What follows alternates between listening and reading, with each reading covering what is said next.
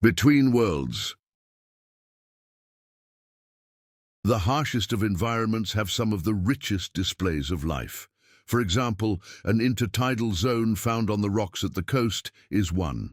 It is an area that can't be claimed by land or sea, for the orbit of the moon dictates when the rocks are exposed to the air and when they are submerged in salty water.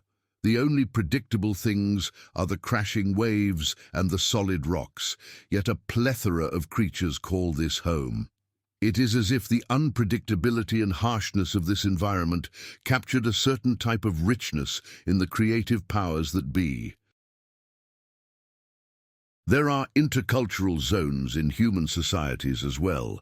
These are unpopular zones because people tend to need to belong to a particular group to form an identity. It is easier to say that I am French, Egyptian, or American than to say I am French-Egyptian. People get confused as to where you stand on issues, and if there were a war between France and Egypt, which side you would choose. These situations are not common, but once in a while it does occur that a French woman marries an Egyptian man, and they have children. I was born into and was raised in one such intercultural zone. This zone was created by the union of an Egyptian man named Ahmed Adel Rashid and an American woman named Meridine Louise Hughes, your great-grandparents. Adele was in the United States going to school when he met Mary. They fell in love and married in Corvallis, Oregon. I was their first son, born in Corvallis. A few weeks after my birth in 1949, we traveled to Egypt, and unlike many intercultural marriages, we did not settle down.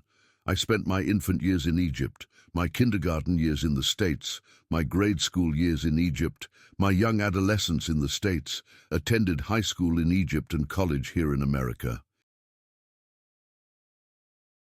In 1968, I came to the United States once again, and I have been living here ever since. I never developed a sense that I am either an Egyptian or an American.